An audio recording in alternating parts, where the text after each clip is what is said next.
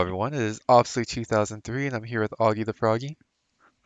Hey, Yes, and we come to you with another Movie Corner edition. This time it's the holiday edition, Christmas edition. We don't want to offend you can't anybody. say, Yeah, yeah, you can't say Christmas. so it's the holiday, Happy Holidays edition. There we go. Happy Holidays edition, and the movie Violent Night just came out, and we're gonna go ahead and talk about our experience with that movie. That either way, opening weekend, it's the movie Violent Night that we saw. We're gonna talk a little bit about the movie and our experience at the theater that we went to, and we're just gonna go over some of the trailers that the I guess the memorable trailers that we saw before the movie started. Yeah, there's a shit ton. Yeah, but this is kind of cool because the theater it's a Cinemark theater. I'm not sure the background of who owns them, but it's not like Regal. I'm not sure if it's linked to AMC or Cintico's. Definitely it's not Regal. It's not Cintico's. Maybe AMC. The theater Cinemark. It's pretty cool. It's a theater that we used to go to as a kid back in the day. It used to be the Dollar Theater.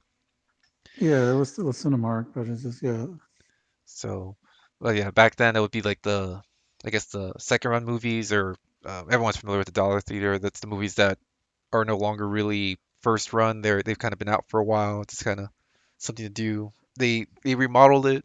They gave it a facelift. The floor's no longer sticky. The carpets are no longer stained.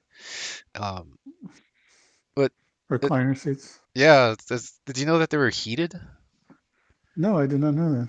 Yeah, there's the button to make it go up or down, but in the center there's a button for like the heated seats, kind of like in the car. Oh shit, no, you didn't tell me that. I didn't know that. Uh, yeah, I'm sure, but yeah, but that was pretty cool. It's like, oh shit. Um, it's just kind of crazy because they were doing all those renovations, getting it all built up, and then COVID happened, and then the theater, like right when it was doing like this real big, oh, we're remodeling to be super awesome, this and that. COVID happened. Every the whole world shut down, and I was worried the just for it being a theater, not really a big theater chain, it wasn't gonna make it. It wasn't gonna last or whatever, but it came back pretty strong. And granted, it wasn't super jam packed when we went, but um, At it's least for now, it's another option to go to, someplace else to go to. yes, and that's kind of what happened for us when we went to see Violet Night, our first theater that we're gonna try and go to. They were having some type of, I say, technical difficulties where we pre-purchased the tickets, and for whatever reason they were unable to air it, but they gave us a refund and a credit for another movie, so that's pretty cool on them. But it's the theater. It's crazy because it the arcade is still there, and it's kind of still in the same place, different games. But Yeah, structurally, I don't think they redid anything. Just like carpets and aesthetic, like you said, the floors are nicer now, and the carpets and the chairs. yeah, so um, yeah, this is kind of cool because definitely remember going there younger as a kid, just checking it out, and then just kind of being able to see it as an adult, and I guess as a theater also matured now for I guess the thing now with everyone with the recliner seats and everything. But Yeah, but I do miss having a dollar theater option.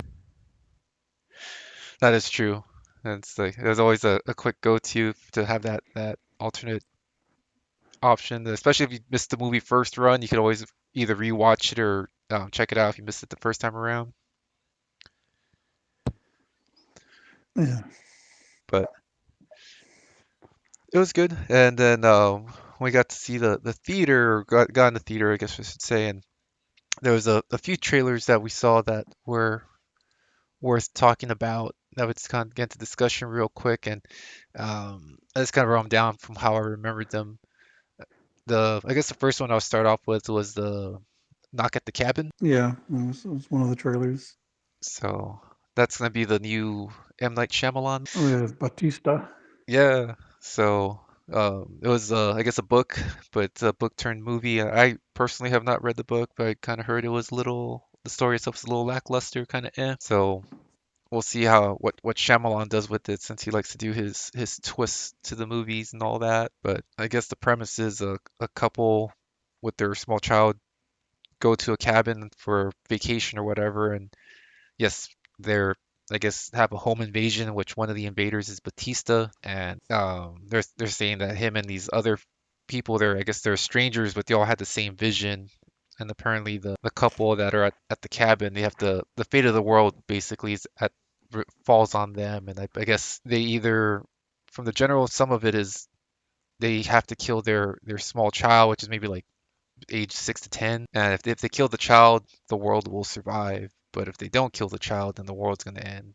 At least that's kind of the general premise. But Yeah, or something like that. I don't know if it's necessarily the child or the family or the son. I don't know. yes, but I guess the home invaders, they can't do the killing. But I don't know. But I haven't read the book myself. But again, to see what Shyamalan does with this with the movie. Yeah, not to get too off the thing, but Shyamalan still has that thing with me where I'm always interested, whether most of the time his movies are not so good.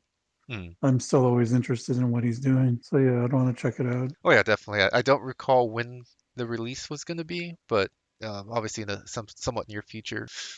And the other one that looks interesting is the movie Megan, and that one I believe it's being directed or not directed by It's there you go, produced. produced by James Wan on his end, but it's another kind of Chucky slash Annabelle, not necessarily Annabelle with the whole demonic thing, but it's a smart robot I guess that befriends a little girl, and she gets I guess sentient and will do anything to protect the little girl. Yeah, it kind of gave me AI vibes. I haven't seen AI. And you have to see AI, but it's kind of like that. Okay. Yeah, I guess for me it looks kind of similar to, at least to the newer, the remake or reboot, whatever of Child's Play. But the doll is pretty tall. It's at least 3 feet, 4 feet tall, and it has the girl from The Haunting on Hill House. I don't know. I I think that. mean, I'm kind of not a big fan of James Wan. That's probably going to be the first, I don't know, asshole thing I say or pretentious thing I say, but I'm not too big of a fan of his. But I don't know. It's probably going to be a big hit when it comes out. It, Hopefully they do something just like good with it. Maybe do some Frankenstein type vibes with it. Maybe try to make it a little bit more than just, I don't know, no. scary doll thing. Because yeah, that one. I think it's the aunt has to take care of the little girl, and the little girl was having. I think her parents died in a car accident or something, and so she's going through emotional stuff. She's by herself. The aunt is some type of engineer making dolls, and she makes this AI doll, and she tells the AI doll you're supposed to keep her safe emotionally and physically, and the doll takes it to the extreme. Anyone who kind of crosses the kid's path one way or another, they're gonna feel the wrath of Megan. And I guess the aunt slash creator, she's trying to shut it down or disassemble, but Megan doesn't want to have any part. It looks interesting. I'll probably check it out. I want to say it's gonna come out January, February of next. January 6th. Okay, so looking forward to that. And I know the other one that came out, I'm gonna say the best for last, but the one that came out, or the other movie that we saw was the trailer was the movie Babylon. And Yeah, because what takes, I don't know. go ahead, what's your thoughts? Like old Hollywood, I guess, just and like I told you before when we were watching, I guess One Night in Soho, and just it kind of got like that kind of look. Not maybe not that look, but like the cleaned up, Great Gatsby type look. And I remember just talking to you about like I don't know. Sometimes they make movies look too clean. Like I like LA Confidential, like movie of that time period where it looks like the time period, but it doesn't look like Over stylized? glorified or all over stylized. That's exactly what. But anyway, it could be a good movie, but it's probably going to not be as successful as Megan. I bet that would be my forecast. Babylon's probably going to cost a shit lot more than Megan, but Oh Megan's going yeah. to make more money. I don't know. Well, the Babylon has Marco Ruby. Robbie, well, she was in that movie that just came out, Amsterdam, and that movie flopped. By Christian Bale, Yeah, and yeah, yeah. We wanted to see that one, just never got around to. yeah, I heard that one flop. So But I mean, this one has Brad Pitt, it has her. Those are the two main actors that come to mind. yeah, But yeah, it takes place like you said, the glory days of Hollywood, and I guess they're trying to make a name for themselves in Hollywood, and we'll see how that one goes. But yeah, that one doesn't really scream out to me like, oh, I want to see when it comes out, but yeah, I don't think it's going to do too well. time will tell. Did you catch when that one was gonna come out? No, the only reason I remembered that Megan was because it's Miranda's birthday. Oh shit. That's why I don't remember the other ones. So, so I don't know what you're gonna do on that day, Yeah, Megan. yeah, It's like I knew something important was happening today. yeah. Mark that on the calendar. But oh shit, there's two other. Oh shit, yeah, okay. The other one, man, which one do we want to do? Which one do you want to do next? I can do the bear, I guess. Okay, so the next one that kind of looks interesting is called the name of the title is Cocaine Bear, and I'm not sure how it says it's based on actual events, how loosely based it is, I don't know. Somewhere here in the States, I want to say Tennessee, somewhere there. I guess an air shipment of cocaine was dropped in the woods, and Bear somehow manages to eat, at least in the movie, eats a brick of cocaine, and Yeah, I don't see how like it being based on a true story is gonna change the amount of people that are gonna have any effect on who sees it or not sees it. Like it looks pretty out there. So well, it is way um, out there. yeah, so I'm more. That's probably the one I'm the most interested in seeing out of all of these. But I don't know. It could not be based on a true story, and I would still have the same amount of interest in seeing it. Oh yeah, but I think they always add that little thing just to kind of get people's interest. But either way, Yeah, it looks pretty intense. Yes, this bear eats a whole brick of cocaine, and then that's all you need is a coked out grizzly bear. It's basically go on a kill spree, and I guess the drug dealers, drug smugglers, whatever they are, they're trying to retrieve the cocaine. And separate from that, there's people in the woods that get caught up in it as well. And I guess the coked out bear is looking for its next fix of cocaine that some people end up having on their clothes, and it definitely wants its fix. So it looks bloody, it looks gruesome. I don't remember when it's gonna come out, but I believe it's sometime next year. And the other one, I guess that's gonna come out later this year. It's a Shudder movie, and it's Christmas Bloody Christmas. And that one looks like it's gonna be some type of animatronic Santa that's in stores. Not quite like a Megan thing, but it's just a, a animatronic Santa. I'm not sure how many of them are out there, but they it basically not sure how. it's like a display model type thing or something. Yeah, like a life-size Santa, just that they would use in a store, but not sure what triggers it, but somehow it grows rogue, or I'm not sure why they would make an AI store Santa, but it happens and it goes on the killing spree, and I guess it's whatever people that are affected by it in a small town are freaking out. And it looks fun. Looks like kind of like a modern day slasher flick, but instead of an axe murderer, it's a animatronic Santa that's going on a kill fest. Yeah, I didn't catch the release date for that one, but that one's obviously going to come out sometime before Christmas or around Christmas time this year. I think around spring break time. It is pop, but those are the trailers that we remember. Yeah, I mean that's a shit bunch already. Shit bunch of PlayStation commercials. Oh yeah. Well, I guess that was Um, the pre-game before the trailers, but yeah, that's probably, I guess, what it was. This company was like probably Sony or some type of affiliate, whatever movie this is. I don't know. yeah. I'm just wondering. But anyway, I kind of, to be honest with you, I know you got me the ticket and all, but going into this movie, I kind of had zero interest. Not to be like an a-hole, but I don't much watch comedies anymore, and I don't much watch action movie. Just real quick, you're talking about So the movie we saw, Violet Night.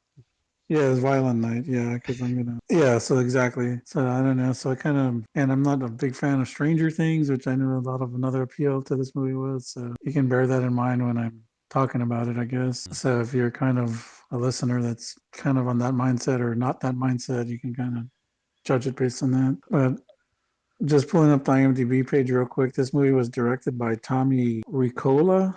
Ricola. And I guess this is probably his first big movie. I mean, because there's other movies that I looked at real quick were like Dead Snow. Remember that zombie Nazi movie? Oh yeah. I've never seen it, but I've always, when I'm at the pawn shop, you usually see a copy on DVD of Dead Snow somewhere. And I guess the writing team that's known for the Sonic movies, Shit.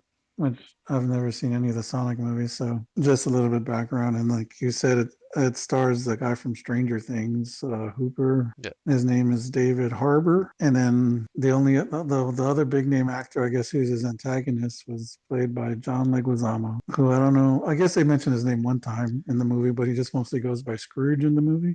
Yes. And the other main actress in there, was the mom, and I didn't know this until I don't know why she was familiar, and I couldn't pinpoint where the hell who she was, or but it was Beverly D'Angelo from the Vacation movies. Oh, really? Yeah, the wife, Chevy Chase's Crap. wife. Yeah, yeah, yeah. Yeah, I was like, who the hell is that? It's not Susan Sarandon. I'm trying to gauge who it was, but it was Beverly D'Angelo. Oh shit, man, she had a pretty raspy voice in this movie, but like, I don't Yeah. And then I'm trying to think of who else. I mean, the only other actress I knew in there was the one that played the sister to the main character. I don't know her name, but she comes out in the Righteous Gemstones. You ever watch that show on HBO? know. And she plays, and I guess they probably hired her because she's playing a similar character to that. Like her character in the Gemstones is pretty funny though. I mean, it's kind of annoying, but then after you watch it a while, her character's just become my favorite character on that show. So, and it's kind of weird because in this movie, their names is Lightstone, and in that show is Gemstone. So I don't know if it's some type of allusion to that or not. But she's funny as hell in the Gemstones. She kind of played a similar character, but that's kind of more annoying probably in this one. Probably needed more time Yeah. to get used to it. But yeah, that's about what it is. It's a good old from the actors and stuff that I'm The pulled up. Linda, I guess she was the one married to the son. I Yes. I only remembered her because she was in the Peacock movie. It was made for Peacock. It was the Cop Shop with Gerard Butler, and that one came out earlier this year. But she's kind of like one of the cops in that movie. It's kind of a different role in this one because in that one she's not quite the badass cop, but she can take care of herself with the big ass revolver. And this one she's kind of like the subtle, I wouldn't say housewife, but definitely a different role from what I saw her in the last. Yeah, I'm not familiar with her or the son. Yeah, but that's the one I guess one actor that popped out to Yeah, so it's the opposite with me. It was the other sister-in-law. I guess, yeah, like I said, from the Gemstones.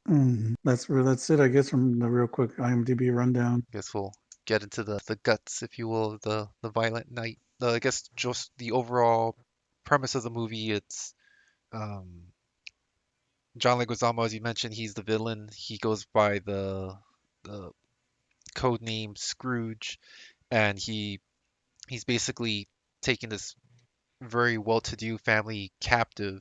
They don't really say what they do, but I guess it's the mother of the family, and um, she is, I guess, is very wealthy, and it's basically trying to he's trying to get access to her money, and somewhere along this, while all this is happening, they're being held at gunpoint, ransom, what have you. Santa Claus is there. He just happens to be there when the shit's going down, and he wants no part of it, but gets sucked into it where he's um has to save the family, specifically the little girl who still believes in Santa and believes in him, and he has to go in and save the day and defeat evil and kick all their asses. Yeah, the trailer was, and pretty accurately promoting it as Die Hard meets Home Alone or some shit. So it was kind of like that, more so Die Hard than Home Alone, but a little bit of that. Yes, I would say what. Also had a little, Go ahead. also had a little bit of Arrested Development vibes to me with the family. I don't know. Mm. I don't know. I never really saw too much of Arrested Development. I know it was a very quirky family, but I also kind of had some vibes of Bad Santa because I guess looking at the trailers, I did not realize that David Harbour, his role as Santa Claus, I thought he was just portraying Santa Claus that just like just a winter job, what have you. I thought that's kind of what it was, and that he just was at the wrong place at the wrong time. But it turns out he's in the movie. He is the real Santa Claus, delivering presents and all that. And um, so I was surprised by that.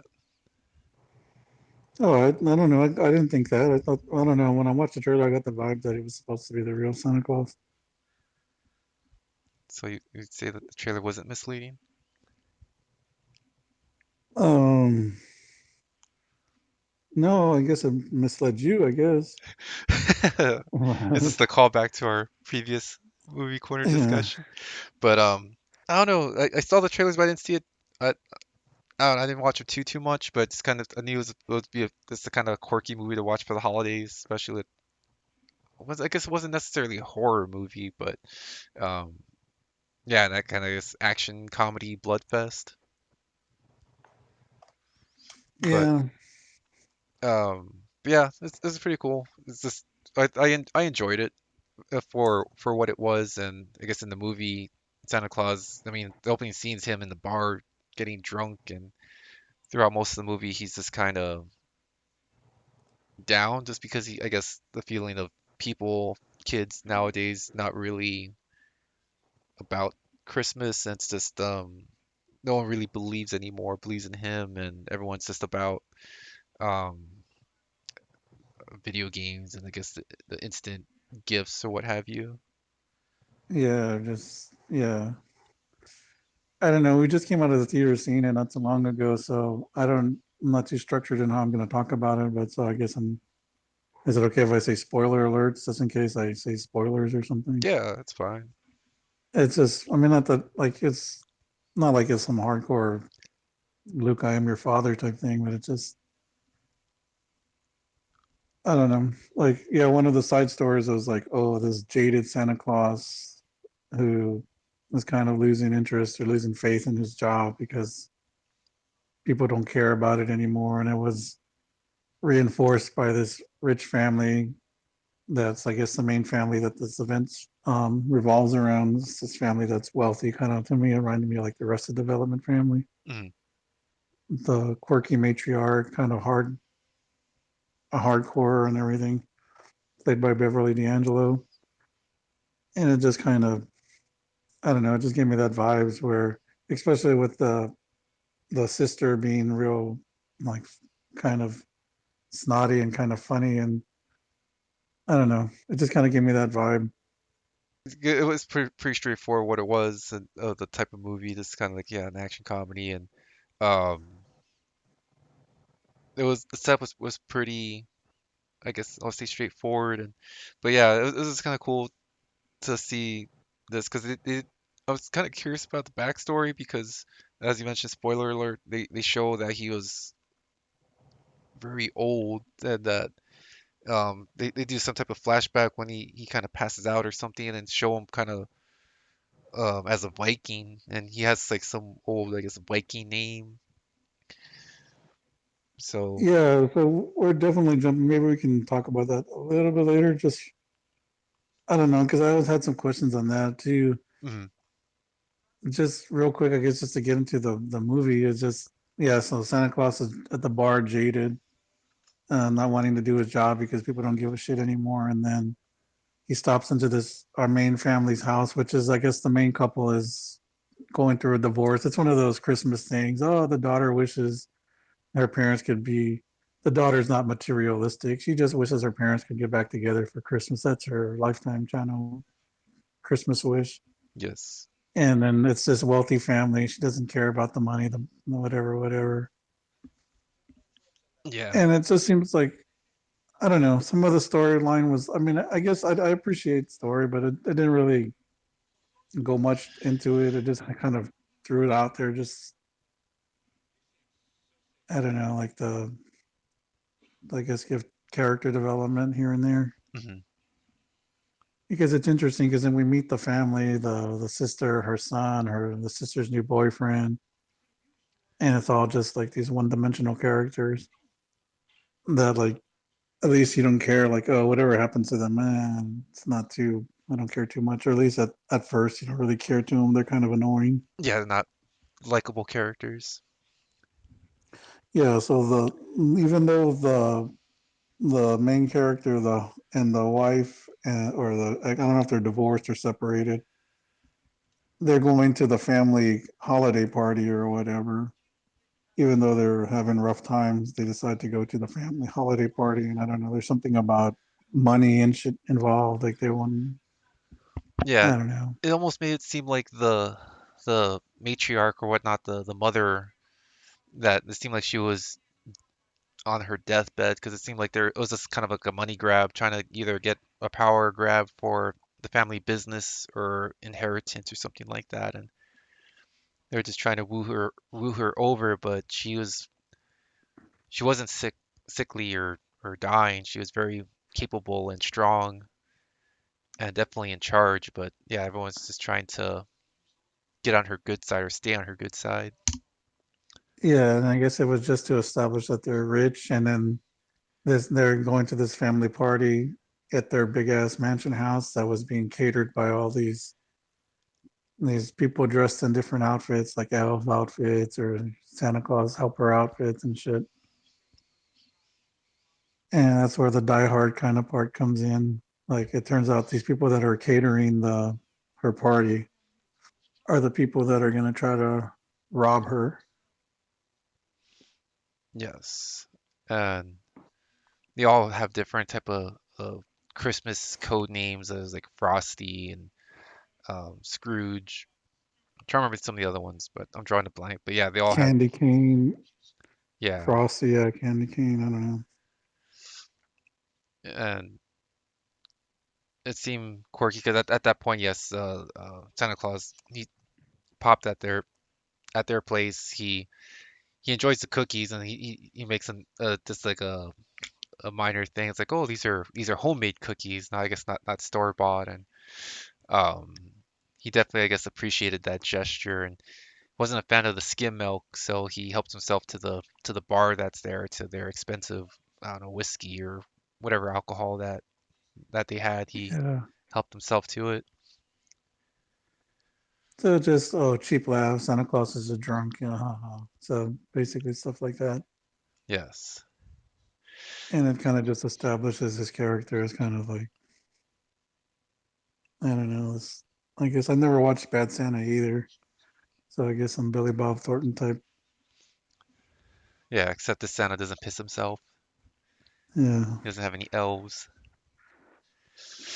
But it's interesting because yeah, he definitely has the Santa magic because he's able to pull in um his Santa sack, Santa bag, what have you, and um he's able to reach in and just pull out whatever presents he needs for whoever he's delivering presents to, and it's never ends. And um he Yeah, and just like go ahead.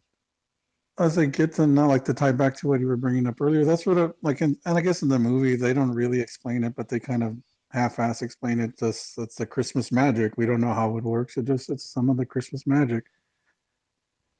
Yeah, Because I was wondering too, like, why do you think they did that? Now, alluding back to when you mentioned the backstory, like they gave this scary what Stranger Things guy a backstory. So he wasn't born Santa Claus, but it's not like Tim Allen Santa Claus where he kind of fell into the job, like where the Santa he killed the other Santa Claus or whatever, the other Santa Claus fell off the roof and then he became Santa Claus. So they gave this backstory for the Stranger Things guy to be like some old Viking warrior back in the day who somehow became Santa Claus. I mean, I went to use the restroom, but did they explain how he became Santa Claus? not really, no. It just they never got into details. It's just that it was him. He's married to Mrs. Claus, but I guess that's I don't know if it's her given name.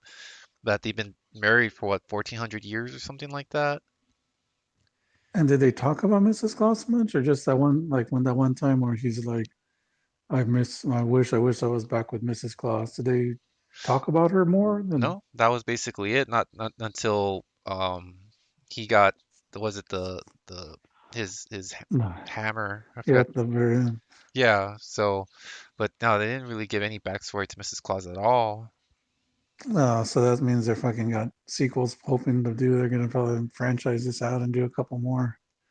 It's possible, especially Yeah, yeah, how I'm almost certain it's gonna this movie's gonna be it's low budget. It's gonna be super successful, and they're gonna make more. I mean, not super successful like Deadpool for being rated R and shit. At least it was rated R. They could have really half-assed and made it PG-13, yeah. but it's a rated R movie. But anyway, like, what was the point? Why do you think they gave him that backstory of being the Viking thing, or like some old warrior back in the day? If they didn't really, Like you said, that probably could be chalking up for a sequel for giving more backstory because yeah, he was. talking to the girl via walkie-talkie, kind of like the Die Hard callback, and he said he was a very bad man, a very violent man, and he took what he wanted. Um, he wasn't a good person. So I'm curious, yeah, how he would have crossed paths with Santa or um, yeah, Yeah, how he became. and yeah, with this Santa magic, he's alive this long. So I don't know. And yeah, this is gonna tie into things that I'll bring up with you later on when we start talking about those parts of the movie. But like, I don't know. I just thought it was weird. Like in my head, is like it didn't I like I guess why have that? I guess the only reason why they kind of brought it in was because um he was a badass. He wasn't just old jolly old Saint Nick from the North Pole who's Mr. Goody Two Shoes that can't defend himself. Like no, back in the day, way back in the day, he was a badass, and his choice of weapon when he was a Viking was basically a sledgehammer. I forgot what he Yeah, called but it. yeah, I can't. It's not. I don't know. But to me, it doesn't. If he's fucking Santa Claus, then he's basically like this person that could live all this time. That's what I was wondering. Like, why don't they just like were they scared to like make him actually? Oh, he's the real Santa Claus, and they didn't want like oh Santa Claus can't be this brutal fucking guy that murders people and shit. It could be. I mean, when Bad Santa first came out, even though it was Billy Bob Thornton playing the mall Santa, people were protesting it back then. There was like, oh, he's defacing Santa.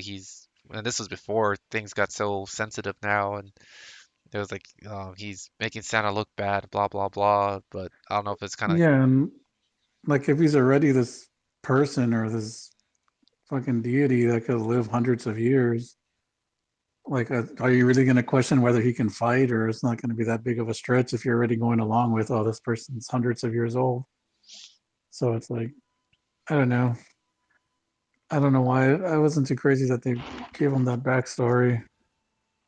Like, why not just was it like I never saw Abraham Lincoln zombie killer or vampire hunter or whatever the fuck it was, but how because did they do that? Was it just Abraham Lincoln? I don't know, I never saw it either. But yeah, I think it was just Abraham Lincoln. Somehow he was just a badass. Yeah, But I think it just established the whole thing because towards I guess the action part of it, almost the third act, whatever you want to call it, um, he finds the sledgehammer in the current role, and he basically um, finds himself. He's no longer lost, and he has purpose, and he starts swinging away, and he has this John Wick moment where he's just taking out all these people with these trained killers, trained um, I don't know, army, military, ex-military. He's killing them all with a sledgehammer, very very violently, very grisly. And again, which I think that's why there was the callback for when he was a Viking. He was vicious before, and he knew how to kick ass with the sledgehammer he had at the time. And um, to me, that's just kind of yeah. the reason why they kind of had that flashback. And then just to get back into the story, like okay, so yeah, the family's getting taken hostage by this catering people, kind of like Die Hard, where that Hans Gruber and his crew fucking take everybody hostage, and no, they're trying to get some money that the wife got. It's in a safe, and it turns out not to be there.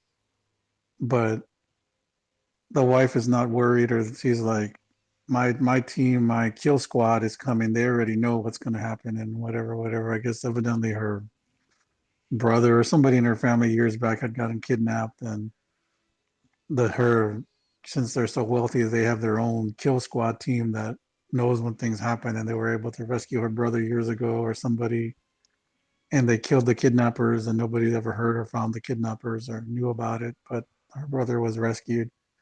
So they're there not saying anything about the money and how to get into the money or where the money is located because she knows that her Deus Ex Machina kill squad is going to come at any moment and kill John Leguizamo's crew. And John Leguizamo is not really worried about it.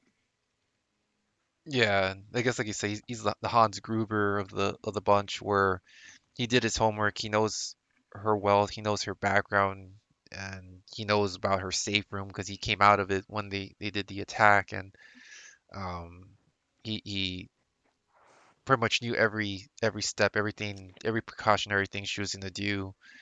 Um, and the safe, it was had some when the I guess she triggered the panic alarm or something. It reset the combination, and so they weren't gonna drill the safe. I guess someone in there was hacking it digitally, and John Leguizamo even makes mention of that. It's like, I remember back in the day when you used to drill a hole in these things. Now it's all high tech or something like that. Yeah, and I guess too, like I guess bouncing back and forth. Santa Claus was he fell asleep in their house because he got drunk and he was sitting in their fancy massage chair. And then when shit goes down, his first instinct that scares off the reindeer, so Santa Claus can't use the reindeer to escape the house. And then his first initial thing is to just get the hell out of there. And that's kind of another thing too, where I mean, we could bounce back with it, maybe talk about it an hour later. But what kind of thing was this Santa Claus? Like he was obviously scared of getting shot, but he's capable of living hundreds of years. And he did this magic thing where he can squeeze through the chimney. I mean, I guess it's not meant to be fucking logical or think about too much how this works.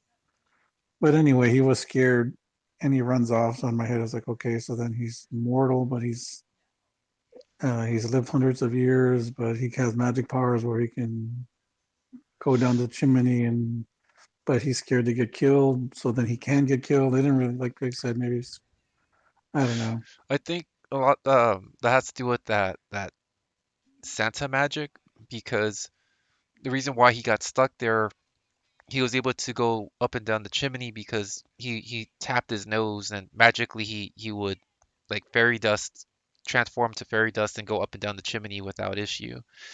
And he got in, and granted he was a bit intoxicated, but he tried tapping his nose to leave, and it just kind of like was a spark, a fizzle that was nothing was happening, which freaked him out because that meant he was stuck there. So I don't know if that meant he was stuck there because he was drunk, but he seemed like he was like a working alcoholic, or he was stuck there because in the house that he was in at the moment with all the shit going down, no one really believed in Santa aside from like the little girl, but like all the adults, the mercenaries, all that, like they didn't give a shit about Santa. So like I don't know if it was part But of, I'll say, so what is Santa magic just like a euphemism for lazy writing, or like?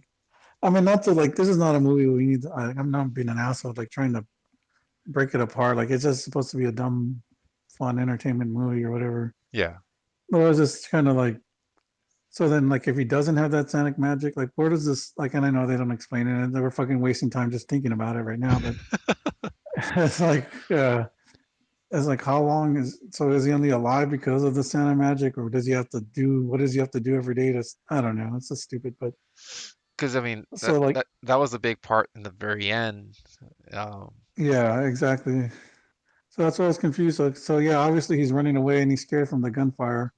And the only reason is he goes back, he sees the little girl who still believes in jingle bells and all this stuff. yes, because I guess how they get linked is her dad didn't take her to see the mall Santa, and she was not giving him a hard time about it, but she was a little sad about it. So he basically last minute decision wraps up a walkie-talkie in wrapping paper, and just to kind of appease her and to get her to sleep at night, he's like, "This is a special walkie-talkie that you can talk to Santa." And it's like he may not respond because he's busy delivering presents, but he'll hear you, and you can because I guess that was a big thing. She didn't get to tell the mall Santa what she wanted for Christmas, and it's like, well, at least this way you can do that. So Yeah, I guess, and also like a callback to Die Hard or the fat cop from Family Matters was talking to Bruce Willis. yes, that's yeah, it kind of establishes that tie-in to to that movie. And So yeah, so that's what brings him back to not just abandoning this family during the shootout. yes, because I think because I forgot he said something that he tries not to get involved because I guess that's something else later on where he's having a not necessarily a heart to heart moment with John Leguizamo, but he said something about that he tries not to get involved with certain matters, and it Yeah, kind of talking about his how John Leguizamo got to where he is now, and yeah, Santa Claus is basically saying it's like I try not to get involved. It's like I'm here to I guess basically drop presents off. Yes, and throughout the movie, the I guess the little girl and Santa they kind of talk back and forth with the walkie-talkies um and Santa picks up a walkie-talkie from a dead merc that he killed and that's how he's able to stay in touch with her and I guess that's through their small conversations that they have with each other. That's where he gets his I guess sense of purpose again that he can't just be bystander. He has to do something to for this family, for this little girl specifically. yeah, and that's kind of to a callback to maybe or not a callback, but maybe an allusion to "It's a Wonderful Life" because it was that thing. You saved me. He was talking to the girl like, "You saved me," Mm, and it's kind of like in "A Wonderful Life" when Clarence the angel jumped in the water or jumped off the bridge, and Jimmy Stewart jumps in after him. In the movie, we see Jimmy Stewart saving the angel Clarence, mhm. but then Clarence was like, "I saved you." Like metaphorically speaking, I'm the one that saved you because you came in here and saved me. Like then Jimmy Stewart was like, "No, I saved you." But anyway, to me, it reminded me of Wonderful Life. Like you saved me, even though he was trying to save them, like literally, you know what I mean? But Yeah. metaphorically, she saved him. Yes. And for what it's worth, that actress, the little girl actress, was a pretty good actress, and she seemed a little bit old to be still believing in Santa Claus. But their chemistry or their rapport together that she had with the Stranger Things guy was pretty good.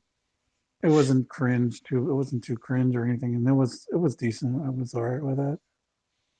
Yeah. Yeah. She was good.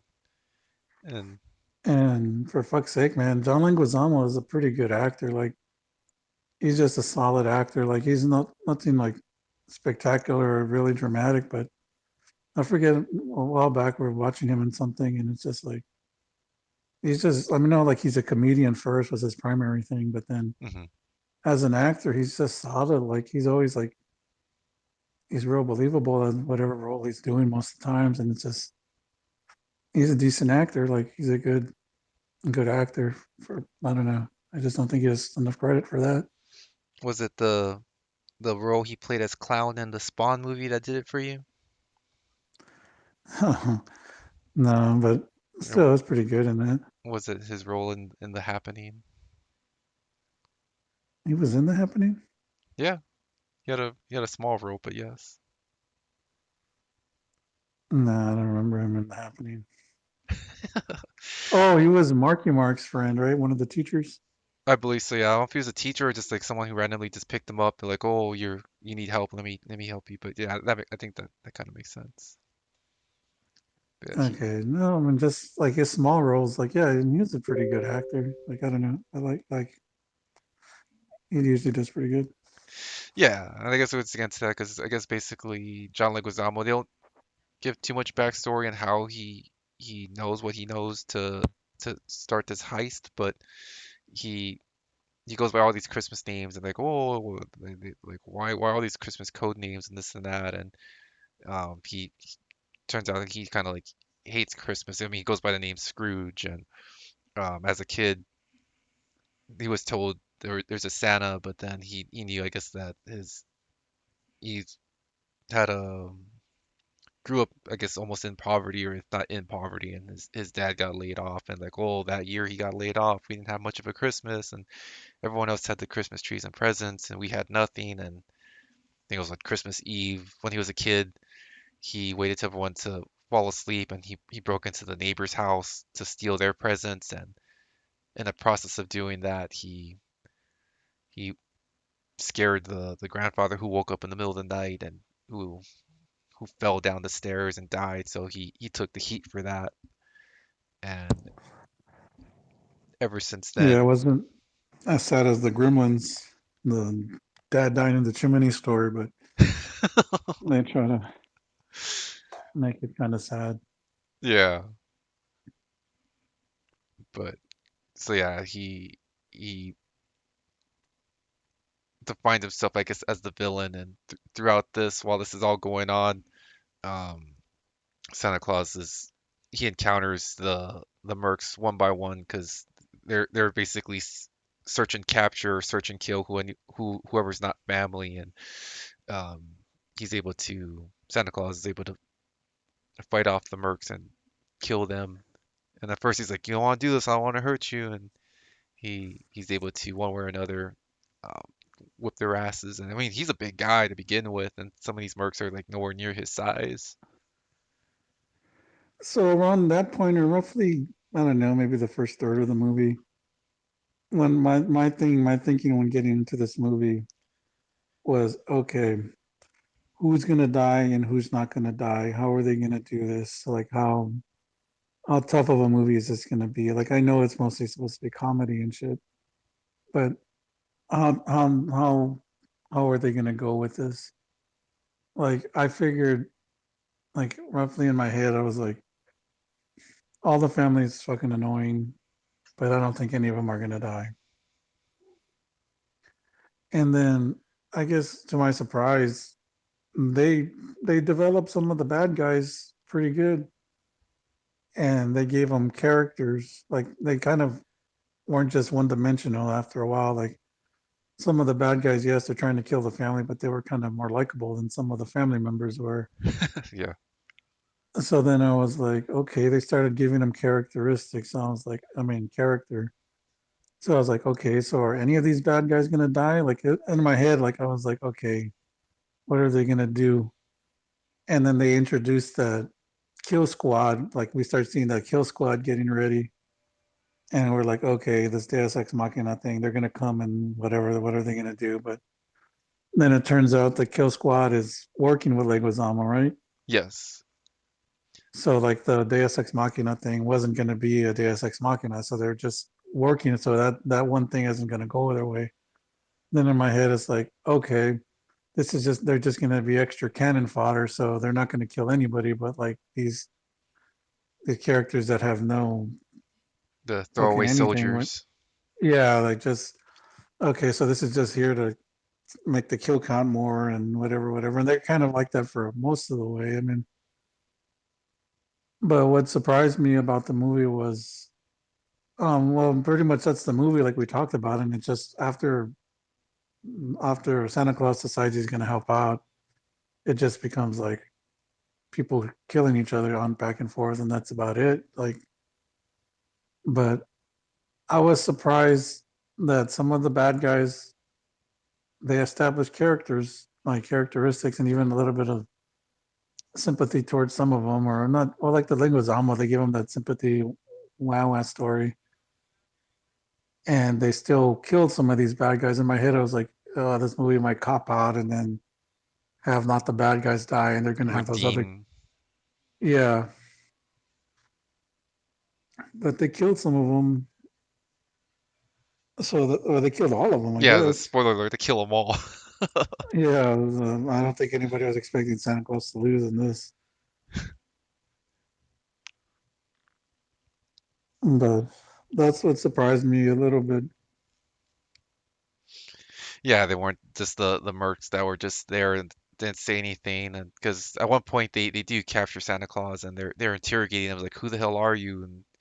Um and he has his magic bag, and they keep reaching into it, and they keep pulling out random presents, and they can't believe all this shit's coming out of this bag. Um and they throw the bag in the fire, and he's like, no, those are kids' dreams. And that's when he starts he calls John Leguizamo character Scrooge. He calls him by his name, which they never said his name in the entire movie up until this point. And they're like, "How does he know your name?" And he starts saying, talking about like the two henchmen. It's like, "Oh, when you were a kid, I gave you a bike, the one that you wanted, and for you, you were naughty always to begin with. You always picked on your brother, so it's like that's why you never got anything." And they're like, "How does he know this shit?" It's like, and that's when they started like, "Is he the real deal?" And but of course, John Leguizamo, it's like we're on task because the woman had what $3 million in the safe um, that's what they're basically trying to steal. And it's like Yeah, eyes on the prize, like that's what we're here for. Like pay no mind to this guy. It's parlor tricks or whatever. Like what kid doesn't want a bike and what kid isn't bad at some point. yeah. That was the funniest line in the movie. It was when that Santa Claus guy, the Stranger Thing guy, tells one of those henchmen, "And you in 1982 wanted a bike and you never got it or whatever." And then the henchman tells John Leguizamo, "How would he know that I wanted a bike?" And John Leguizamo goes, "Get over it. It's like saying big tits. Like, who doesn't like big tits? What kid doesn't want a bike for Christmas?" I thought it was pretty funny. Yeah.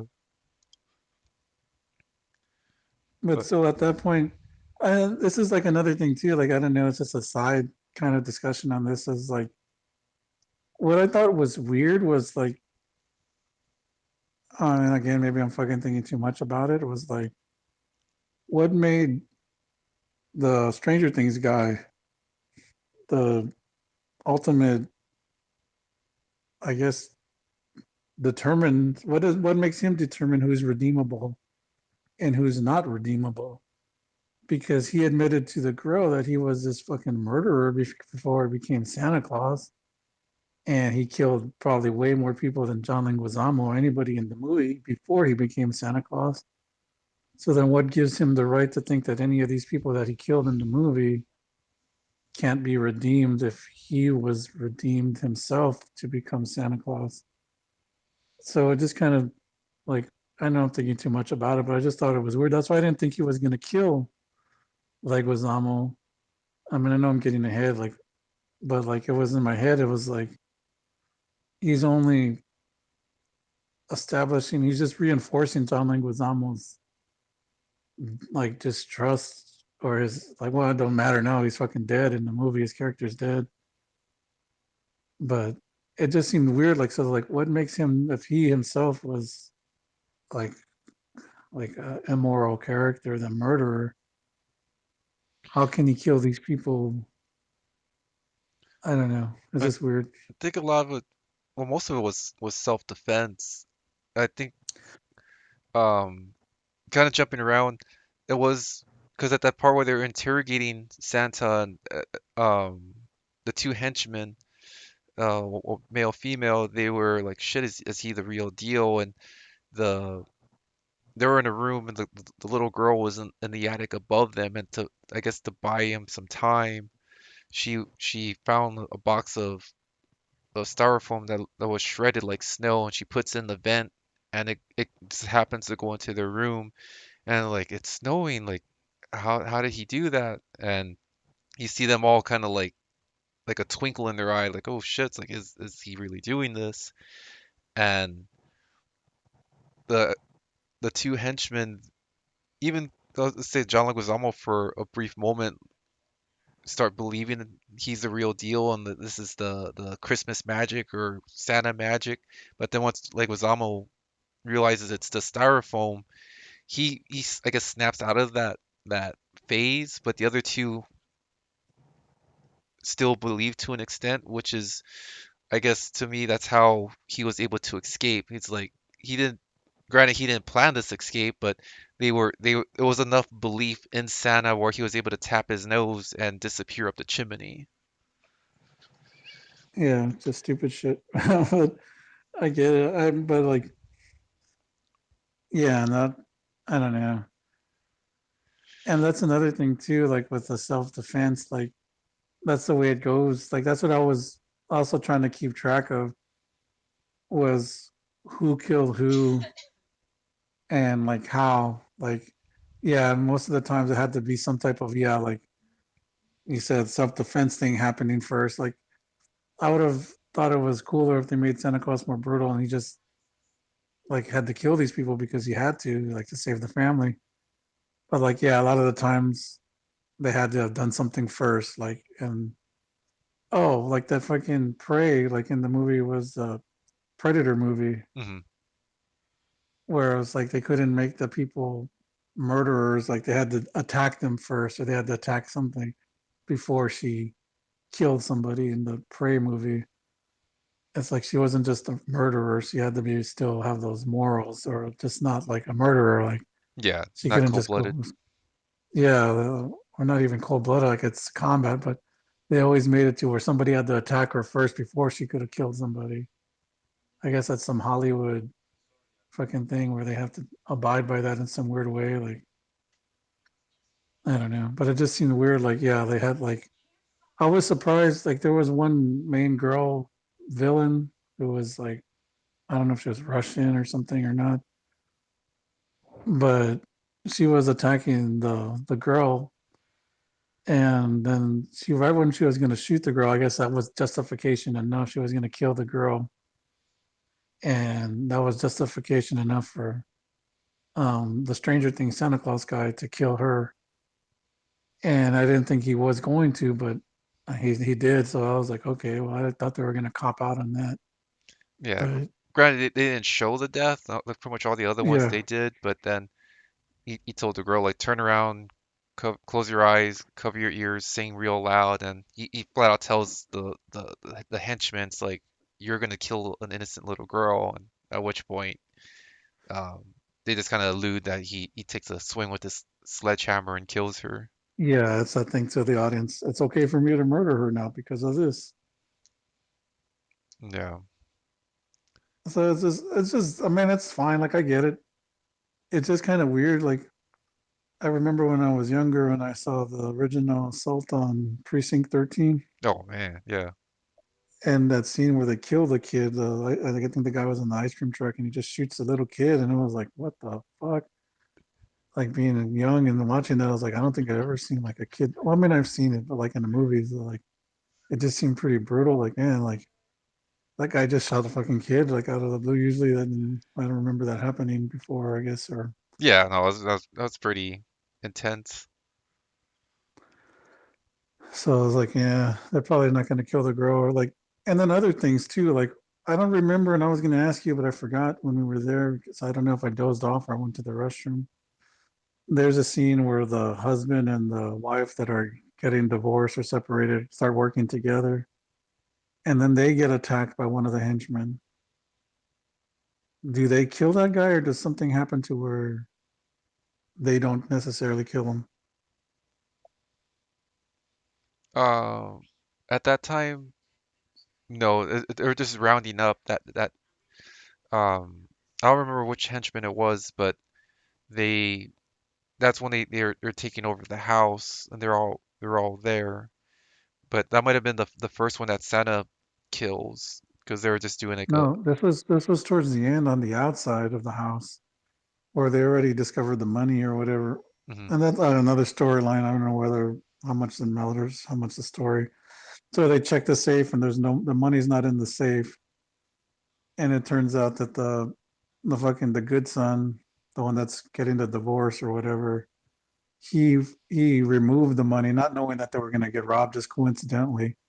He was taking the money and he was gonna bail and try to start a new life or try to rekindle or refix his life with the wife and by stealing the money of Beverly D'Angelo, the family or whatever.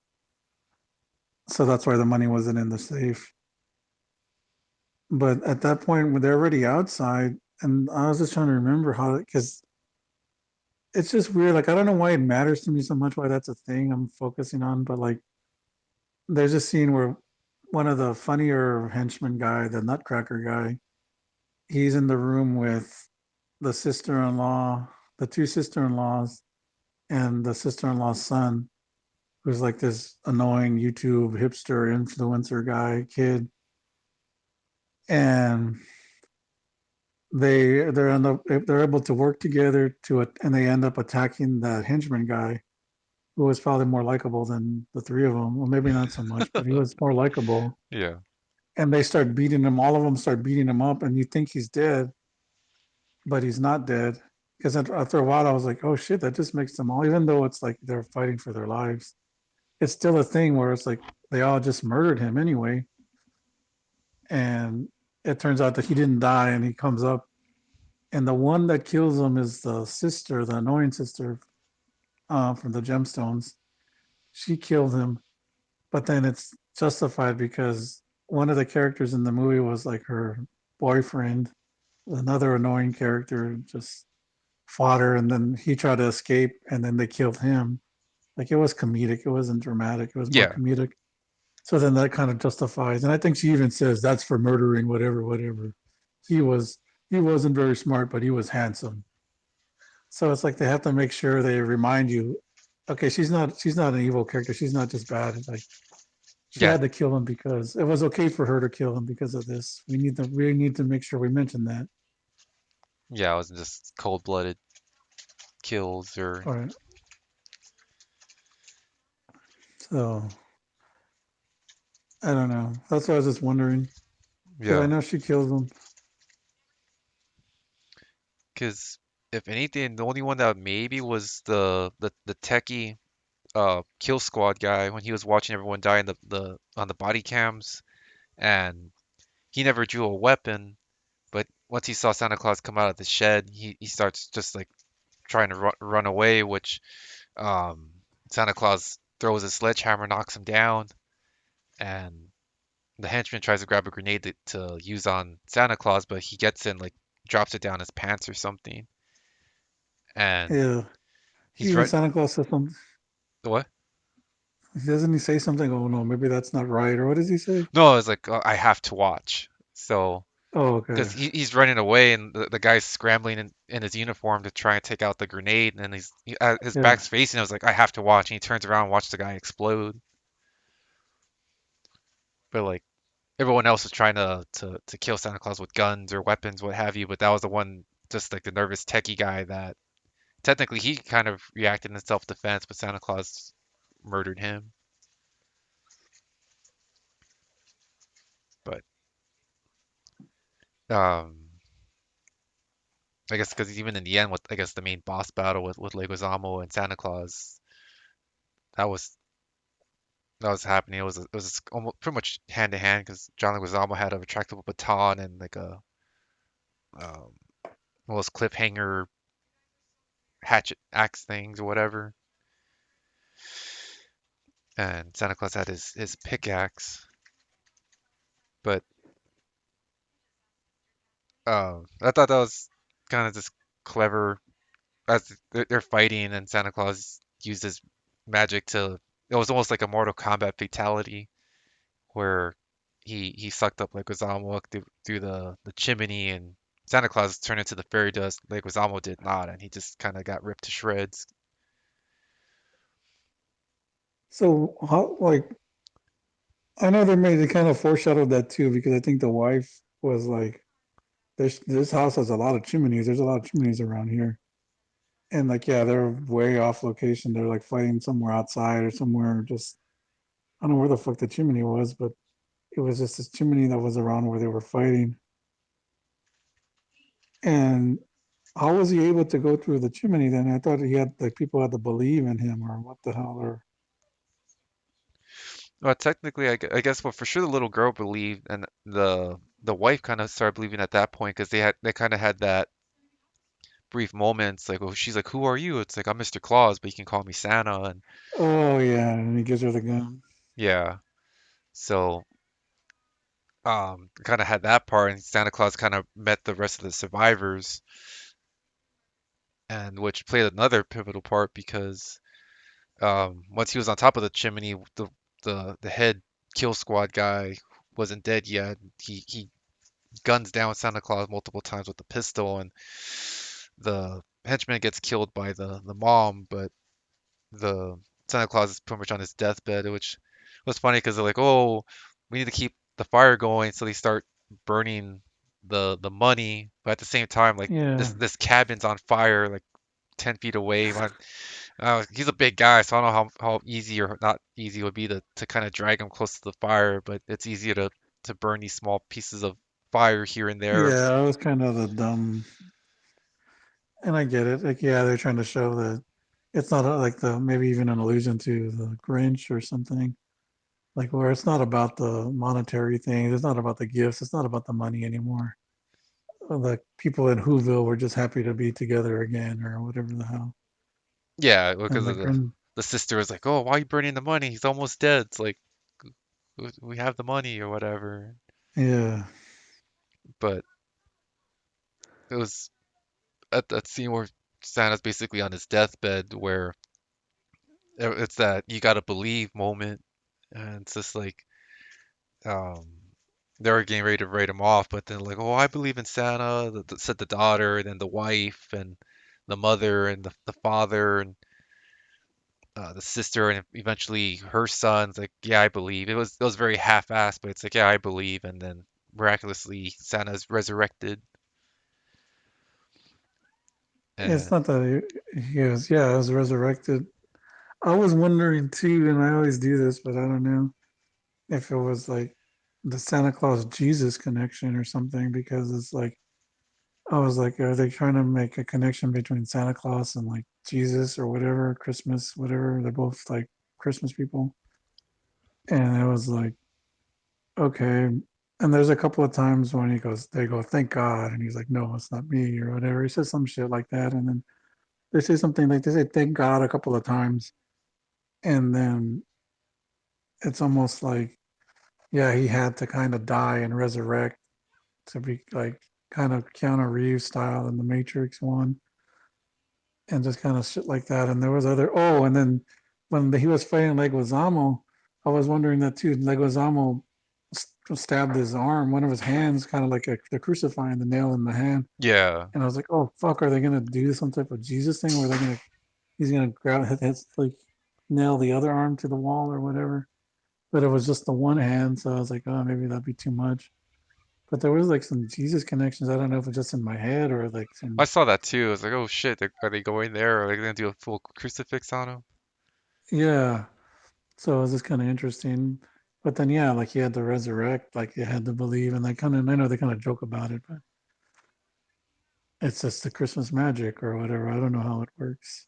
Yeah, because he once they all believed, he just got up on. They didn't show if he still had bullet holes or bleeding out or anything like that. Because earlier in the movie, he gets stabbed in the side, and they show him have to physically stitch himself up and use wrapping paper and all that. Like he's going through physical trauma, but at this end, when he got gunned down multiple shots, he's back up and no limping, no wheezing, no bleed out.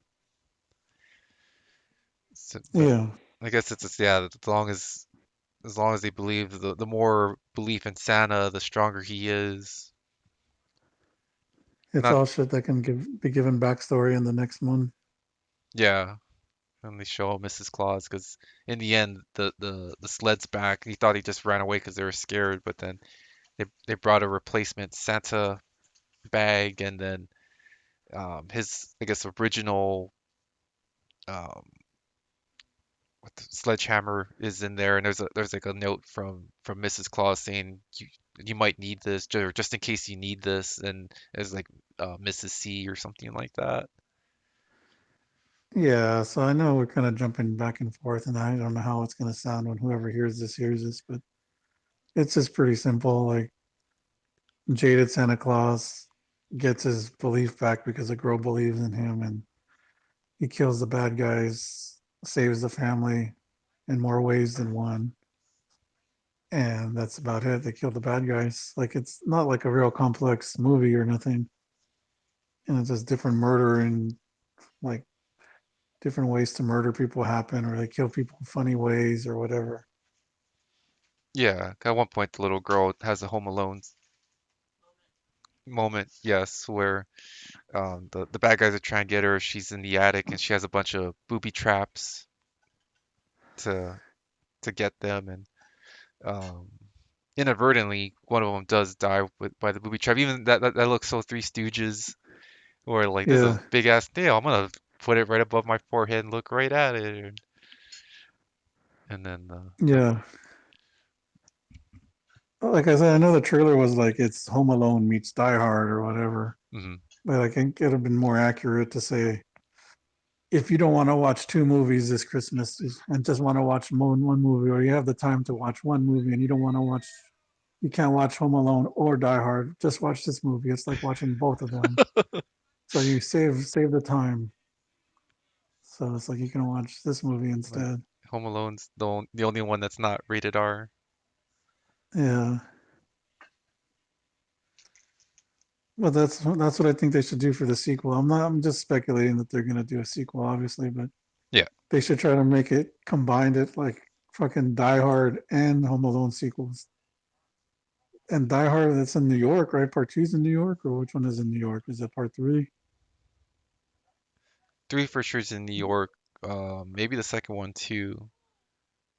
I'm trying to remember this I like just where it remember the takes second place, one but has snow, so and then I know Home Alone 2 is in New York. So they should do some type of crossover if they do make a sequel, make it like the sequels of fucking Home Alone 2 meets Die Hard 2. even that the the wife with that's going through the separation, she kills a henchman with an icicle, and that's how Bruce Willis kills someone in Die Hard 2. Granted, in Die Hard 2 he stabs him through the eye, when here she stabs him through the throat. So Yeah. I thought that was cool. But I think that's So good. what's yeah, so that's just real quick. What's the callback limit or allusion to other movies, alluding to other movies limit to where it becomes hey, it's kind of too much, you know what I mean? Like where it's like I don't know. Yeah, I don't know, but that's especially certain movies where it's especially if it's like a sequel. Like that's like I know you say you haven't seen the Bad Santa movies, but like they're like 20 years apart or something like that. And the Oh second yeah. movie, they do like a lot of similar scenes from the first one that I guess like, got a lot of laughs. They kind of like try and recreate that with the second one, where it still worked, but it was I guess as much of a pop as the original. Yeah. But I don't know. I mean, I found the movie entertaining, and like you said, it's just kind of the I don't know if it's the nostalgia and the callbacks for the Die Hard, Home Alone, to an extent, Bad Santa. Yeah, like I'm an asshole when it comes to movies, but it was for what it's worth, it was better than I thought it was gonna be. And it wasn't as bad as I thought it was gonna be. I don't know. Mm. But it was all right. Like it was I think it'd be a crowd pleaser. Like most people going into the movie will be interested in seeing this type of movie, would probably like this movie. Yeah, I mean, when we saw it, it was it was a decent sized crowd, and for the most part, everyone seemed pretty into it. Yeah. I was the only one yelling out, how does the Santa magic work? Explain that more. Less killing, more explaining. Uh, But you're gonna get the Blu-ray when it comes out. uh, maybe if I see it at the pawn shop. Next, I'll get that and Dead Snow together. There you go.